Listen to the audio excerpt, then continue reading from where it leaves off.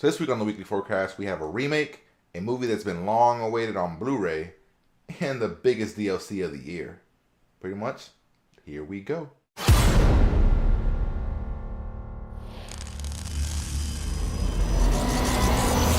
Hey, what's up everybody? Steven Merced here, back to give you guys a weekly forecast on what's coming to movies, video games, TV, and comics. Hopefully you guys enjoyed my last episode, and if you guys didn't, well, that's too damn bad because I want to get my 2 cents out there, and I'm hoping you guys enjoy it. So pretty much, let's see what's coming out the theaters this week. So coming to theaters this week, we have RoboCop, Winter's Tale, and About Last Night. So RoboCop is essentially a reboot to the series that came out in the 80s, 70s, around that time period. And we all know RoboCop. We all love RoboCop. The problems with this reboot or remake or whatever you want to call it is the fact that it's PG-13. As we all remember, RoboCop back in the day was rated R, and it was a hard R. And the way this one looks is that they're trying to target to that Total Recall audience when they rebooted that like last year. And I'm just kind of worried about the film. I want the movie to be good. We have Michael Keaton, Samuel L. Jackson. I don't remember what the RoboCop actually his name is, but I know he's on The Killing. I like him in that.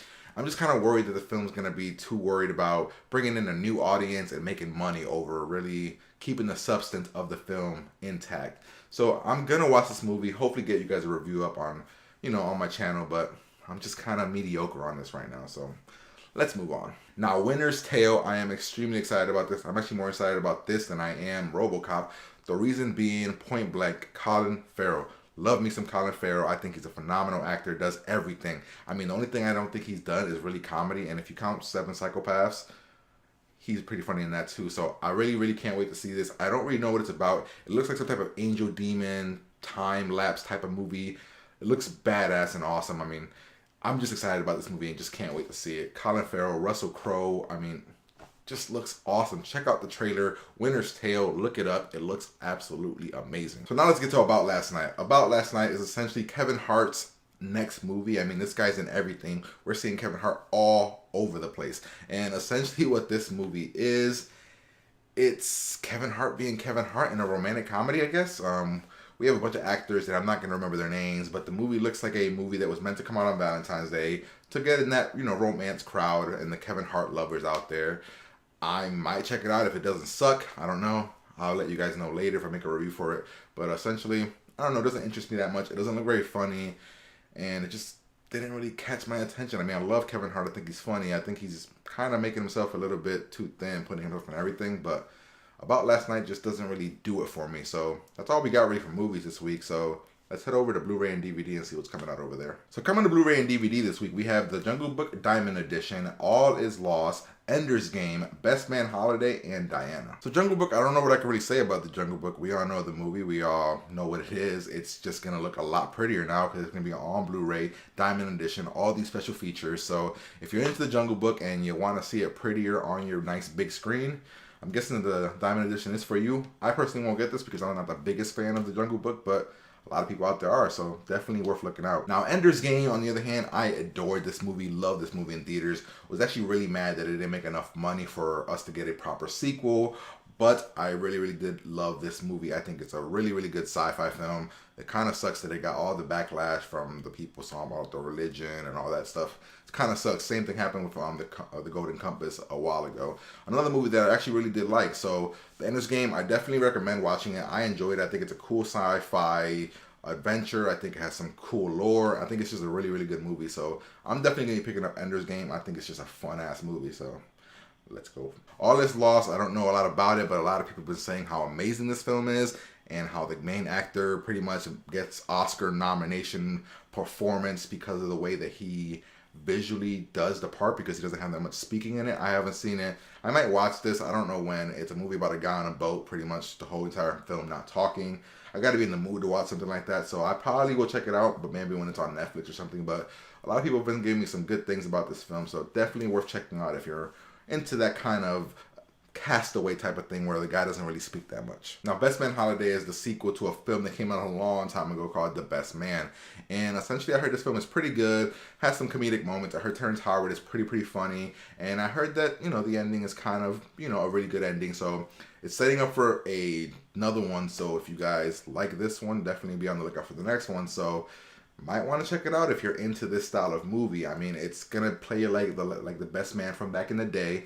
It's not Tyler Perry movies or anything. It's a better than that from what I'm hearing, but I'm not really gonna check these out until maybe Netflix or maybe somebody lets me know it's a really fantastic like date movie.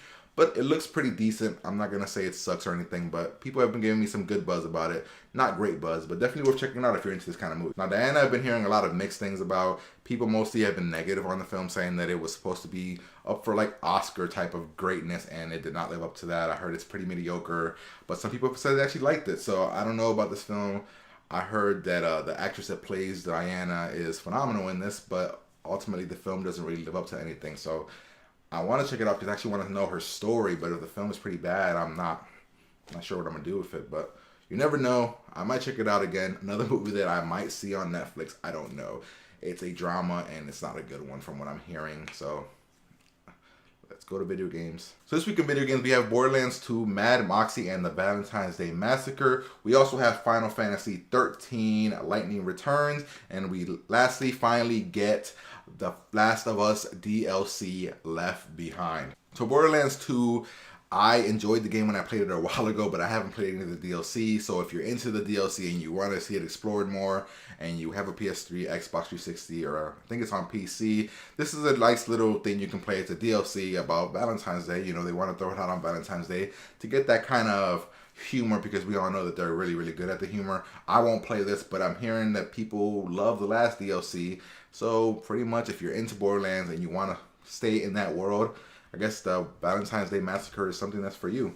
Now, Final Fantasy 13 Lightning Returns, I really want to play this game. I loved Final Fantasy, not every single game, of course, but I've loved a lot of them. And this one is Lightning Returns, which I've been hearing some mixed things about so far. I don't know. There haven't been many reviews out for it, but I really want to play it. The problem is I have so many games that I have to play, guys. I don't have enough time to play this game, and it sucks. There's so many games that I want to play and I don't have time for because I'm just catching up on all these long RPG type games. I mean, I'm playing Tomb Raider, I'm playing Fire Emblem, and I'm also just started Bravely Default. I mean, that's a lot of games. To throw in a Final Fantasy into that would just be suicide. I can't do that. So I won't play this until maybe a while down the road, but it looks pretty good. It's going back to like Final Fantasy 10-10-2 style. So maybe it might be pretty good. I don't know yet, but it looks interesting. Now, The Last of Us DLC Left Behind, I'm playing it. Comes out February 14th, which is this Friday.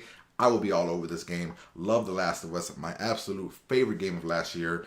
I'm all over this, man. I am like all over this. This is one of the reasons that I kept my PS3 and didn't trade it in when I got my PS4. I'm going to be all over this. I know it's Ellie's story and not what people wanted. People wanted something else, but this is Ellie's story before everything happened. I'm a little worried because of the fact that it's before everything happened. Like, that means Ellie doesn't know how to shoot. Is Ellie going to be running? Are we going to play as Ellie? I don't know. I'm excited. I want to play this game. I'm hoping it's at least 3 hours long. I mean, it's $15. I'm hoping at least 3 hours. So hopefully it's awesome and amazing. And let me know below if you guys are going to be playing this game too. And now let's get on to TV. So this week in TV, we have Star Craze and House of Cards Season 2. Ultimately, this week in TV isn't an essential week because there's not a lot of major new shows, but it's a lot of really, really good TV shows that if you're watching, you're going to keep watching. But no major premieres, except for the ones that I mentioned, Star-Crossed. I don't know much about this. It's supposed to be some type of sci-fi CW show, so who knows? But the CW is strike and go with Arrow, and Flash is looking very promising. But, you know, they also have their CW type shows. So I don't know about Star-Crossed. The one I guess people are excited about and should be excited about is House of Cards, which is on Netflix. And as everybody knows, House of Cards was amazing last year.